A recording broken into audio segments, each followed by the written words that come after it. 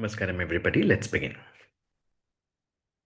Shrinathadigurutrayam Ganapatim Pitatrayam Bhairavam Siddhaugam Vatukatrayam Padayugam Dhutikramam Mandalam Virandhyashta Chatushka Shashti Navakam Viravali Panchakam Shriman Malini Mantraraja Sahitam Vande Guror Mandalam Madharme Madhukaita Bhagni Mahishaf Pranapaharodhyame Hela Nirmita Dhumralochanavade He Chandamundahardini निःशेषे कृतरक्तबीजदनुजे नित्ये निशुम्भापहे शुम्भध्वंसिनि संहरा सुदुरितं Durge नमस्तेऽम्बिके Durge नमस्तेऽम्बिके Durge नमस्तेऽम्बिके. Welcome to this class where we are summing up with with this foundation theories at one level, and as mentioned, we are deeply dwelling on the theories of the Prāṇa, actually, how Prāṇa is very important and essential for understanding this entire notion of the Srividya traditions, and how it is very essential for the transformation that we are looking for, and the journey of the Prāṇan into what is called as a Pancha Prana Vayu, the Prana Vayu, the Apana Vayu, the Samana Vayu, the Vyana Vayu, and Udana Vayu. These are the five things that was explained yesterday, and how this is deeply connected to sadhana was actually the point at which I stopped. So if I have to ask you, is there any doubts which you wanted to clarify at this stage in regard to Pranan from based on the class notes? Is there anything you can just write it in the chat box? If I should repeat any particular section, if there is any confusion, because from tomorrow onwards, we will be taking a very different route to understand the Srividya traditions, because I'll be not dwelling with the theories. A little bit further, we will be understanding other aspects of the Srividya traditions. If there are any questions, you can ask me now. Well, if you miss the class, you know that you are supposed to look into the notes and also the detailed the lecture, the write up of the sum total of the write up was submitted by Gayatri, our fellow Vidyarthi from our Mahavidyalaya, which is already published. So you could please read that, because if I have to recapitulate it, all I can say it is, to sum up, this is all about how Pranan is very deeply connecting the consciousness and the breathing process, and Pranan is the Shakti that combines what is called as bringing in all the forces, which makes us, from beyond that human level, because it's not just about breathing, but it's also more to the breathing actually, and that adding to that breath, how these prana vayu helps us to reach that kind of a stimulation actually, which is very important. Please, Guruji, explain once again, as I'm from Telugu medium. Oh my goodness, this is Teluguloni చెప్పడానికి మన మీనాక్షి అమ్మ ఉన్నారు. So Telugu class, I think as we progress, we will be having certain regional classes coming up, and I'm sure it is going to be useful. If I'm going otherwise very fast, you can tell me, because there's like this communication is coming. Like if I'm very fast, you students, you can let me know, so I can, I can work out on the speed. So Pranan and the doshas, like how Vata, Pitta, and Kapha is connected. Yesterday I made a detailed understanding of this. Saurav, Madhuri, and all. Did you all take notes for that? Actually, Jyoti, did I make sense yesterday when we spoke about how the Vata, Pitta, and the Kapha, like Vata, the movement, that is air and space connected in the body. Pitta, that is the transformation in terms of fire and water, and kapha, that is the structure, water plus earth. So there is movement, transformation, and structure. There are three things that is happening in the body actually. And vata, pitta, and kapham, traditionally in the Ayurvedic Shastra, that is called as dosham actually. And this is can be actually what is called as, this can be this dosham can be controlled, or can be harmonized with this what is called as a mantratmika pranayama, with the bijaksharas that is there in the Sri Vidya or in the tantric traditions. Systematically inhaling and exhaling, it helps to harmonize the body, mind, and the soul actually. So that is something very important for us to understand. And moving from there, we saw the fact that how pranavayu, apanavayu, samanavayu, vyanavayu, and vayu are very important. And let me tell you, they have different mudras in the tantra, and these mudras are deeply connected both in the rituals and also in the self healing. Actually, we will get into that a little later. But as of now, if I have to just recapitulate that part of it, pranavayu is all about what is called as the intake. What is that intake? The breath, perception, awareness, turning inward. Actually, that is all about pranavayu, number one. And the second one is apana vayu, that is all about elimination of what the physical and the psychological releases that are there in the system. And samana vayu is all about digesting what the food and the experiences that we gather. And the vyana vayu is all about circulation and integration within the system.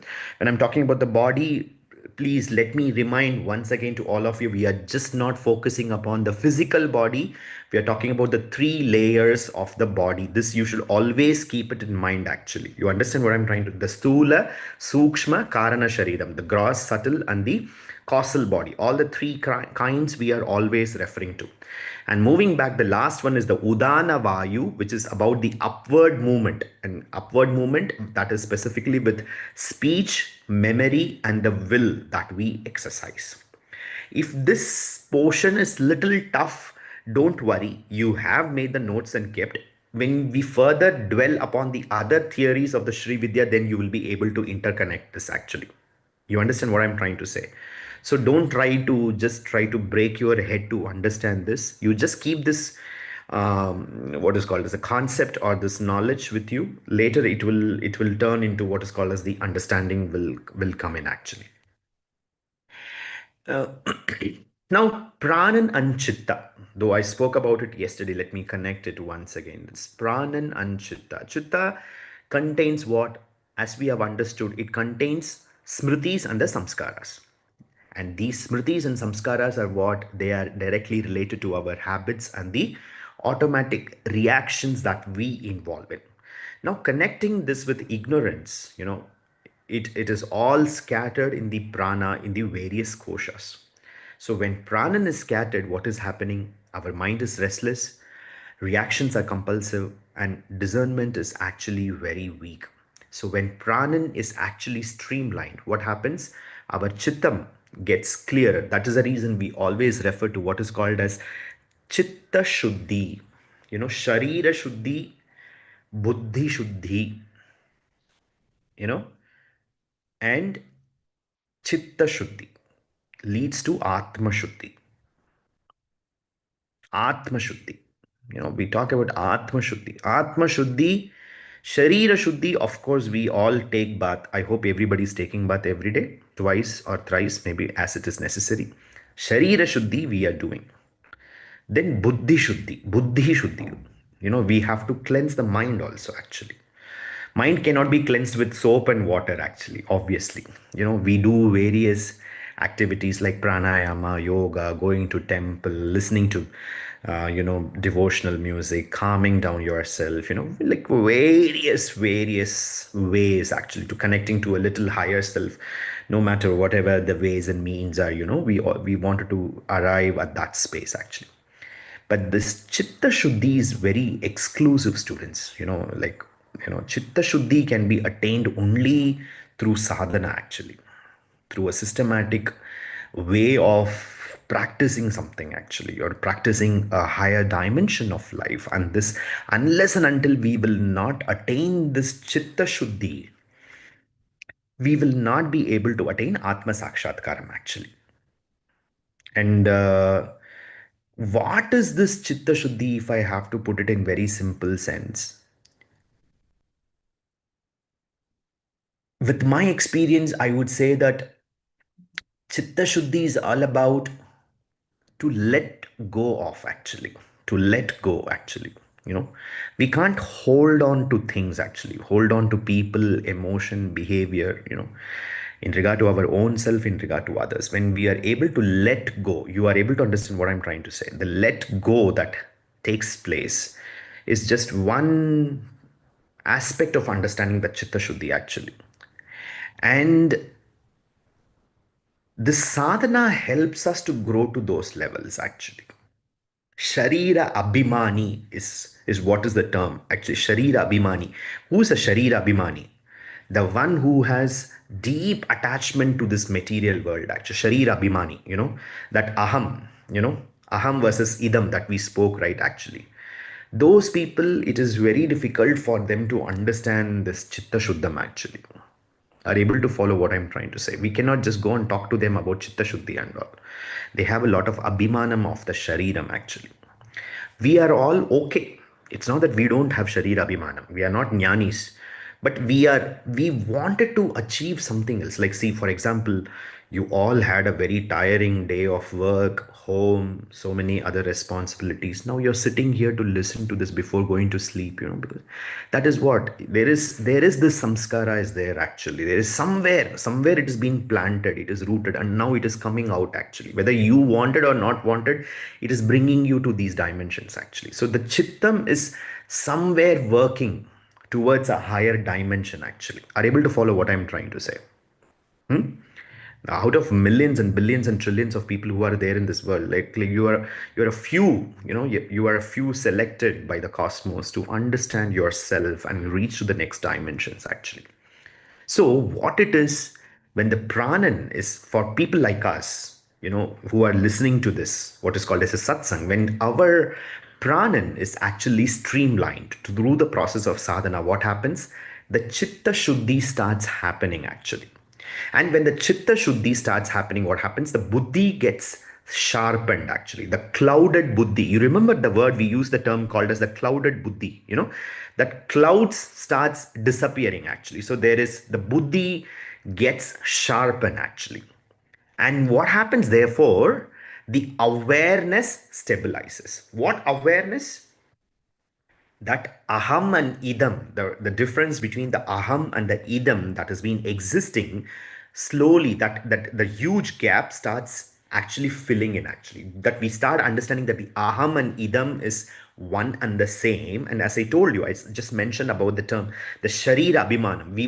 We will be able to, from the physical, we will be able to travel deeply within ourselves, actually. Internalization, more that what we refer to the Lalita Sahasranama Vakyam, antarmukha samaradhya bahirmukha sudurlabha. So whatever has been bahirmukham for us, external, we will be start slowly infusing or pushing ourselves to inside, actually. Inside, we want to travel inside us, actually. So this is something very important, and this happens through what is called as the invocation of the Prana Shakti. And when we talked about the Pranan, we spoke about the Koshas, actually. And in the Koshas, like I told you to do some homework. I hope, did you all do the homework, looking into the net about what are the different Koshas and everything? Did you go through? Yes or no? Yes, so many of you are nodding your head. I think I should believe this, actually. So, Annamaya Kosha, Pranamaya Kosha, Manonmaya Kosha, Vijnanamaya Kosha, Anandamaya Kosha. Correct? This is what you would have read. If I have to put it in one word about these koshas, Annamaya Kosha is physical body, Pranamaya Kosha is the energy sheath, Manonmaya Kosha is the mind sheath, and Vijnanamaya Kosha is the discernment, and Anandamaya Kosha is the bliss, actually. That is the Sahasrara. It's connecting with the seven chakras. How koshas connects with the Kundalini and all. It's like the next level. It's now the basic level. In the intermediate level, we will be able to deeply understand those concepts. Now, let me introduce the tantric model of the kosha, students. Like, I think maybe you would have not read this or seen this in the internet.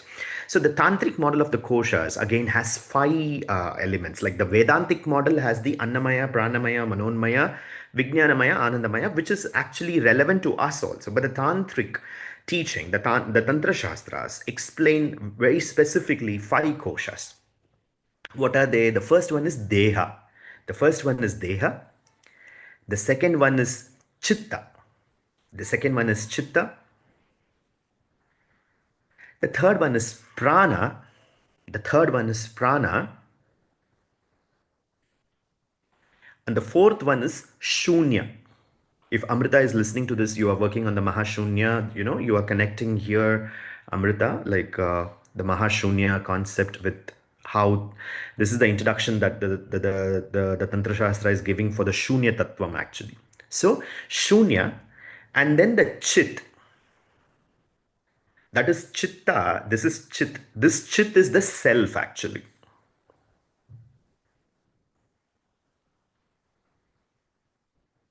So what the Tantra Shastra very clearly says this, students, that is the self is not a kosha. The self is not a kosha.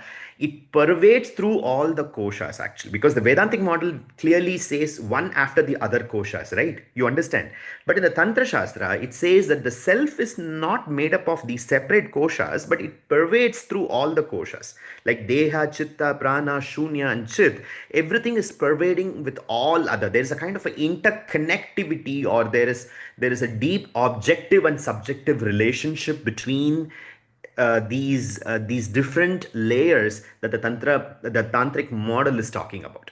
So we mistake the outer kosha as I because the pranan is scattered among them actually with the physical self.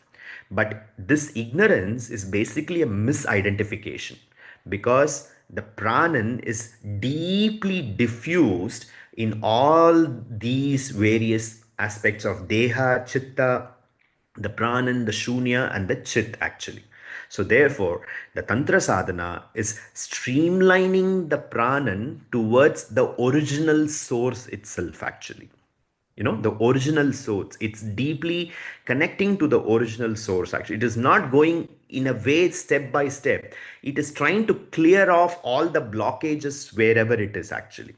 Are able to follow? Generally, they say that, right? Like the Tantra is a little faster, in terms of the mantra japam, and everything is a bit faster in terms of the results. These are the actual theoretical ideas. Why it is faster? Because the mantras have the power to infuse various anomalies that is present in these different aspects of our system, and it actually repairs them actually. And when this happens, in English medicine, they call something called as a side effect actually. There is something called as a side effect. And similarly, we do have what is called as side effects happening, extremely, certain extreme episodes or thought process or emotions that gets deeply disturbed actually. That's the reason we are supposed to have a teacher. A teacher is supposed to be there to guide us in a very systematic manner. We need that guru drishti, the guru kripa, the guru's guidance to take us in a very in a very smooth manner. Otherwise the traveling is not very easy actually. We can travel actually, there is nothing but like it's little, it's very zigzag actually. We need that guide actually, we need that torch actually, and that torch will show us the direction to move. And the torch is what? The Guru. Ajnana timirandasya jnananjana shalakya. That's the reason the Guru said, Ajnana timirandasya jnananjana shalakya. Chakshursu unmilitamena tasmai Shri Gurave Namaha. So we offer our respects to the teacher because of the reason that the teacher is able to infuse that light actually. The tunnel in which we are walking, so the light infuses so that we are able to walk actually. So that we don't undergo what is called as those, as maximum to the level best, the guru drishti, the guru kripa, the guru shakti, the guru mandala kripa, however you put it, like it helps us to get protected from the side effects actually to the maximum levels. But moving forward, if we have to talk about those who are really looking forward, that quench for the self-realization or understanding and everything, they should not, they will not, they should not worry, or they will not worry about facing the side effects or something. And they are the ones who come from basically the Vamachara or the Kolachara traditions, basically, because, and that's the reason we, in the Dashamahavidya classes, you remember I spoke about something called as the Veera, the Veeras. Who are the Veeras actually? Because they are not worried, basically. They are not worried about the side effects actually, because their goal is, their Sankalpa Shakti is very strong actually. So they just wanted to walk through the path actually. But we are all, we are deeply, very sorry to say, we are all Sharira Abhimanis. We are having Grihastha, we are working, we have money, we have resources, we have so many things, like, and we cannot, take that zigzag thing actually. But that doesn't mean that we are not qualified for self-realization. So it's taking us in a very systematic manner, in a very slow and steady manner, it is infusing. When I'm talking about the slow and steady manner, my guru uses this very beautiful example actually. Like, how Guru Kripa works in a way. This is a beautiful example. He spoke in one of the classes. He spoke where he said that there was a time when you go to meet, have the darshan of your teacher, he hands over a fruit to you. He gives you a fruit, and you take it with great reverence, and you come back actually. And the guru hands over that fruit, because the guru actually transforms some mantras, some energies, and then you are expected to eat. But moving forward, it seems that, taking the fruit and, like, okay, fine, I have taken the fruit, but I don't have the time to eat actually. you know so what the guru started doing, it seems like they started cutting the fruit, okay, and giving pieces. It seems maybe cut pieces are easy for students to eat, okay. So over the time period, the guru realized that even after cutting the piece and giving, people are not eating actually. Okay. So fine. After a third stage, what the guru did, he made juices in glasses and he started serving them in the glass, it seems. After a time, he saw that people are having difficulty to drink the juice also, it seems. What finally the guru did? Took a big injection, injected the juice, and he started injecting them in everybody, it seems. Actually, this is the way ultimately I can give the juice to everybody. There is no other way to do. So this is called as the Avyaja Karuna, actually. Like, some or the other way, the what to say, that the infusion should happen in the student actually. That is something very important for the teacher actually. And this connects with what is the ways in which the diksha is given in the tantra and the Sri Vidya tradition, because it is not necessary for the guru to actually deliver or whisper a mantra in the ear. If the guru wanted, the guru can even, through their akshatvam, through their eyes, they can transfer their shaktis, they can transfer their energies, they can transfer their kripa on the student actually, without even knowing. If they touch you, there's they called as the kukuta diksha, the sparsha diksha, the hasta diksha, that just by touching you, they can transfer the energies to you. So there are 32 varieties or levels of dikshas are there in Sri Vidya actually. So it's like, it's not necessary that the guru has to actually, whisper the mantra and you take the mantra actually. So the guru kripa, how it works is very, it's very mysterious, or maybe I would say that it's very funny also, in a way. Like, we cannot even conceptualize it actually. That's the reason, um, this entire process is actually very non-judgmental in nature actually. This, in today's times, unfortunately, the good thing is that there's a lot of knowledge dissemination is there, but at the same time, the worst thing is that so many things have gone beyond the scope and schedule, where we start, we easily judge things actually. A great, a shrestha guru will never exploit the student. A shrestha guru will always see the student to their levels actually, to the levels they see that they are also brahmagnani, and the guru feels that, it's my duty is just to awaken the soul actually. They will not see or treat the disciple as a inferior soul or something like that, or an inferior person. Where, like, the Sri Vidya theories have very clearly given the guidelines up between the guru and the shishya's relationship. It's not necessary for the guru within this tantric traditions. You act like a sycophant. You start worshipping the guru by keeping his portrait and always doing jai jaikar. Okay, that is all nice, but like, but it is beyond that. You understand? Like, it is the theory very clearly says that the guru is transferring that knowledge, and you have that respect for that knowledge actually, and you seek that knowledge, and you wanted that knowledge, you want to walk that path of the knowledge actually. So it is guru is transferring the knowledge, and it is your duty to walk on the knowledge actually. So anyway, I think I'm giving you an introduction to the next week of the classes. We are going to talk on all these things in very detail, the agamas and the acharyas, which will also speak on the guru and the disciple relationship in Sri Vidya, and also the tantra sadhana, what actually the scriptures are talking about. So now moving further in our back into the theory, the prana and the malas, the next one, malas, the wheels of recognitions. How do they operate? They operate when the prana is completely distorted actually. When the prana is completely distorted, what happens? Like, what are the three different malas? Like, if I can ask you, please write me, please in the chat box, please give me, what are the three different malas that are available, that are there according to the theoretical tradition? Who can write the answer? Neelam? Jyoti? I can see people are like turning over the pages. Nice. No. Okay, Anavamala is one of the thing. I appreciate the answer. Swastik, don't wait for others to give the answer. Give the answer. Meenakshi. Very good. Anavamala, Mayayamala, and Karmamala. These are the three malas. Anavamala, Mayayamala, and Karmamala. What is Anavamala? The contraction of prana into a small identity is the Anavamala. Actually, the contraction of the prana into a small identity. Mayayamala is the prana flows outward into what is called as the subject-object division actually. The prana, instead of flowing inside, it is flowing outside, constantly making us to think between the subject and the object division. And the karma mala, which is about pranan trapped in repetitive patterns. The pranan trapped into repetitive patterns. So what happens, students? Ultimately, it's like when the pranan is refined, the malas get obviously weakened actually. So when pranan stabilizes, what happens? Recognition stabilizes. When pranan stabilizes, the recognition stabilizes. So therefore, what happens to connecting this pranan and malas? Obviously, it connecting back to what is called as the Shuddha Marga and the Ashuddha Marga.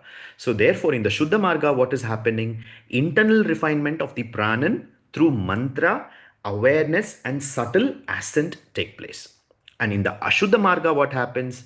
The working with the embodied prana, desire, emotion, sensation, all are transforming them, which is outside in nature. So in both, Pranan is manipulation strategy. There is no doubt about it. But all the spiritual path is actually taking us towards that one single idea of refining the Pranan actually. And that is what is very important for us in this 2 weeks of the Sri Vidya theories that we are trying to understand. So, and this is what we are trying to do in a reverse osmosis process. That is, sadhana is walking back up to the tattvas. And that ascent is not philosophical, but it is so deeply pranic orientation. This is a science, basically, if you have to put it, because it has a very systematic and logical way of doing it. And that descent is the pranan flows outward, multiplicity, and sadhana is what the pranan flows inwards towards the source. So the ascent and the descent. You understand now why we call the concept was called as the ascent of the creation, the descent of the creation and the ascent of the sadhana. Now I hope it makes sense to all of you. Yes or no? Yes. At least you can nod your head, I like, or smile at me. Don't keep staring at me like this. I feel very, like, what's happening around me. So the ascent and the descent. So when pranan becomes fully absorbed in the chit, what happens? The chitta shuddhi takes place. And when the chitta shuddhi happens, the worshipper, the worshipped, and the worship becomes integrated. The worshipper, the worshipped, and the worship, all the three dimensions becomes one. And that three dimension is the triadic, the inverted triangle actually.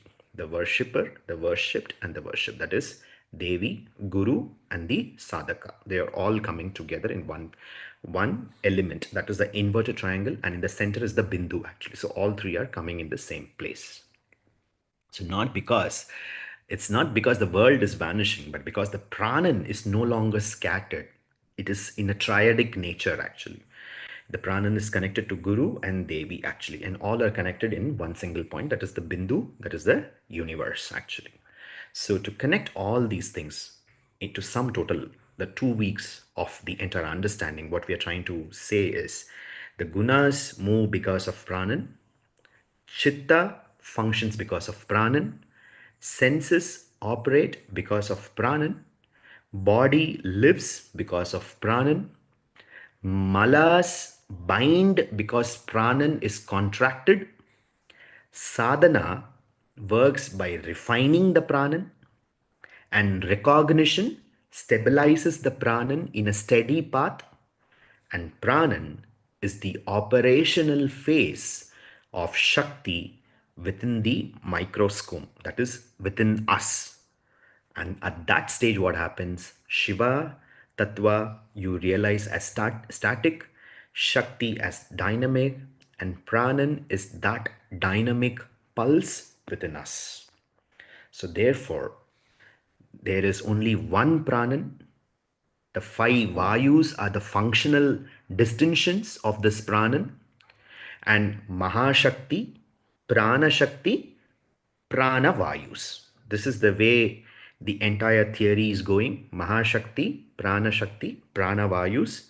So when Prana is recognized as one continuum between the subject and the object, duality weakens, and when Pranan is stabilized in its source, non-duality, that is Devi, Guru, and the sadhaka becomes one and the same. There is non-duality.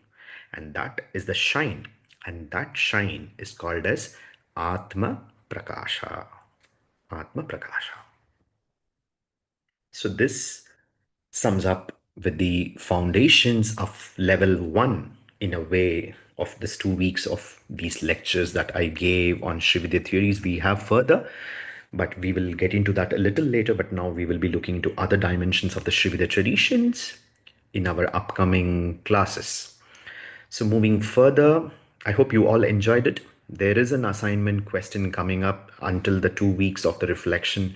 I'm expecting you all to, dwell on that assignment so that I all know what is that you are understanding and how you are conceptualizing on that.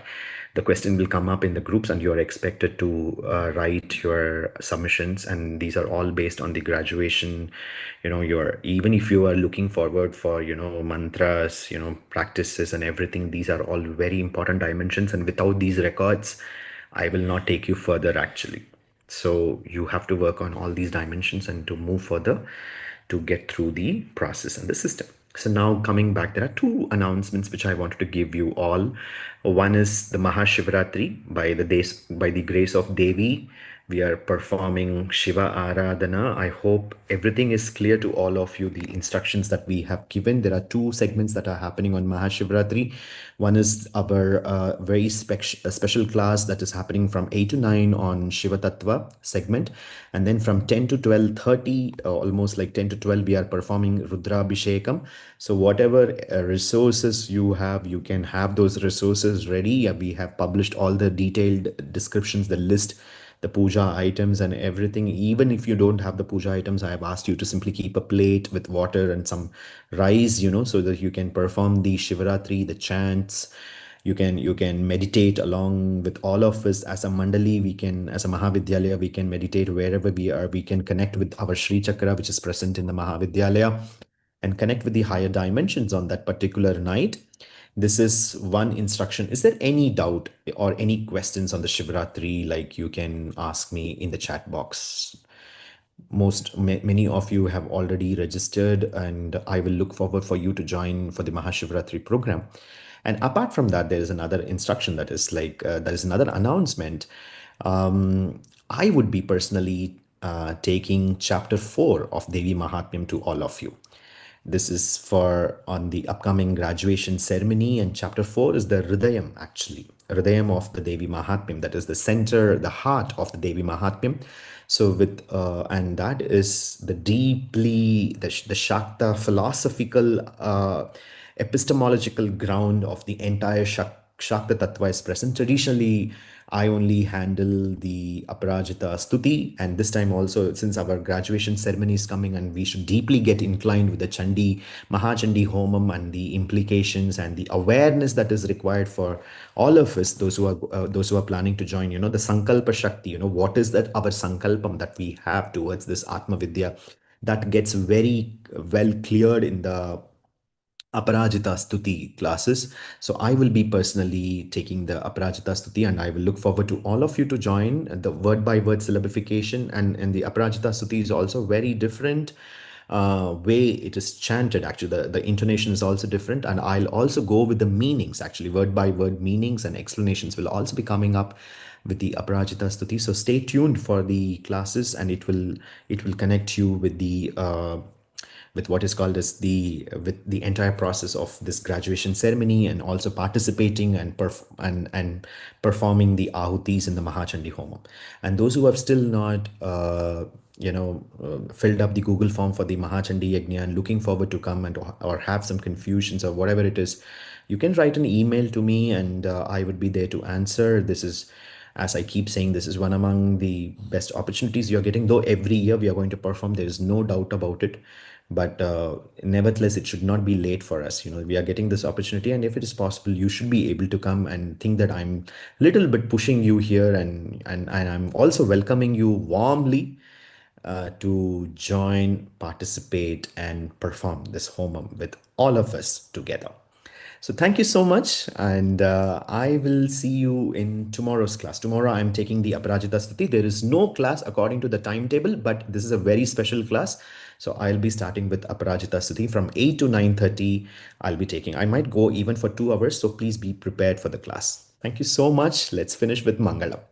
सर्वमङ्गलमाङ्गल्ये शिवे सर्वार्थसाधिके शरण्ये त्र्यम्बके गौरि नारायणि नमोऽस्तु ते जयन्ती मङ्गला काली भद्रकाली कपालिनी दुर्गा क्षमा शिवा धात्री स्वाहा स्वधा नमोऽस्तु ते दुर्गे स्मृता हरसि भीतिमशेषजन्तोः स्वस्तैः स्मृता मतिमतीव शुभान् ददासि धारित्र्यदुःखभयहारिणिका त्वदन्या सर्वोपकारकरणाय सधात्रचित्ता ॐ श्री दुर्गायै नमः सर्वं श्री चण्डी महालक्ष्मी अर्पणमस्तु तथास्तु